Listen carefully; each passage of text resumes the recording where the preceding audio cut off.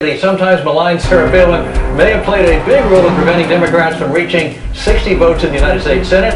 Does this mean big things for her future? Joining us tonight, former presidential candidate, host of his very own show right here on Fox News Channel. It's called Huckabee. It's a good name. Mike Huckabee. Hello, Governor. What an original title, huh? I like that very much. All right, so is this a signal of a re-emergence and perhaps a resurgence of Sarah Palin and what she portends for the future of the Republican Party? Well, I don't think it's a resurgence. I think it's a continuation of the popularity that she's enjoying within the Republican family. People like her. They relate to her. She has energized the base, and she definitely has a very important role to play in the future of the party. Is she going to be battling you for a nomination in a few years? I'm not out there. I've got a show on Fox. You just mentioned it. And I've got a book tour going on and a lot of other stuff. I've got time to worry about that right now, Alan. This is a radio gig he's got. Wait a minute. That's right. We don't need all this competition. We don't know the competition. All right, look. This was a turnout half of what it was in the general election, and you know, obviously we had a different dynamic. We had three candidates. That didn't happen this time. If there were a bigger turnout, the conventional wisdom is Chambliss wouldn't have done as well. Is that, you know, less turnout, Republicans win, less turnout, Chambliss wins, more people vote, he doesn't do as well? Look, here's what I know. Barack Obama put his team down there. They did everything they could to run the same ground game they had run for president, and it just came up short. I think it's indicative that the Republican Party is far from dead.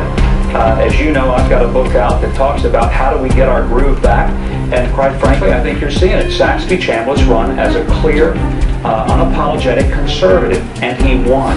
When Republicans stick to our stuff, we win. It's when we run to the mushy middle, that's when we lose. You said the mushy middle. Of course, it is Georgia, a very red state, so what works in Georgia may not work countrywide, right? Well, look at the marriage issue. 30 states it's been on the ballot. 30 states it's won.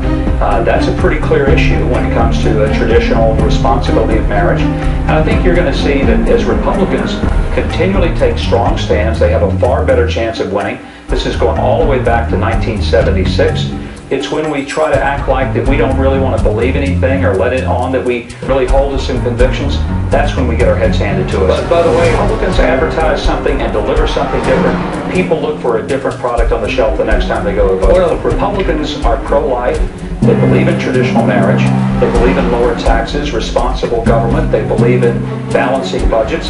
It's when Republicans didn't balance the budget, police corruption, when we were squishy on things like life, that's when we lost elections. Hey, Governor, when we take strong stands, I think we win. I agree wholeheartedly. National defense, energy independence, fiscal responsibility, border security, that's the Republican message for victory. It's a conservative message.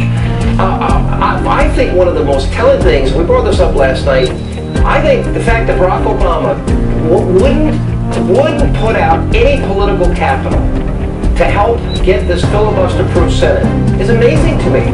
Why wouldn't he have tried a little bit? He sent his entire team there, but he clearly did not want to lose, and he clearly does not have the coattails with a massive victory here for Saxby. You can clearly know that they were polling and they knew where the numbers were, and it wasn't going to turn out well. I don't think Barack Obama was going to risk going to Georgia and making it look like that he couldn't deliver. Sarah Palin said, I said, because she looks a lot better in stilettos and has better hair than me.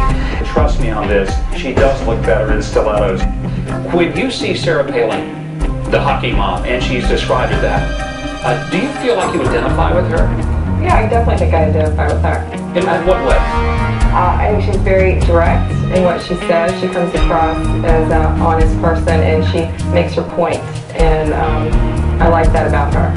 And Dawn, obviously the hockey mom sort of figure has gotten a lot of attention here the last few weeks, ever since she was named as John McCain's running mate. Did you suddenly say, hey, I could be president? I did. You know, it is kind of neat to hear that and to be able to associate yourself with that. And all of a sudden it makes the whole campaigning and the debates more real. And you can listen to what she has to say and relate to different topics, and multitasking and all of the children and the career and the husband and trying to do it all. Democrat and an Obama supporter, you still feel some connection. Absolutely, yeah. I was very pleased to see that she did as well as she did on Thursday night. For now that she's been out there for a month or so, how do you feel she has performed in terms of presenting herself and giving credibility to who she is and what she represents? Well, I think she's performed wonderfully. I think she's very articulate, genuine, down-to-earth, like a real PTA woman that started at the grassroots level.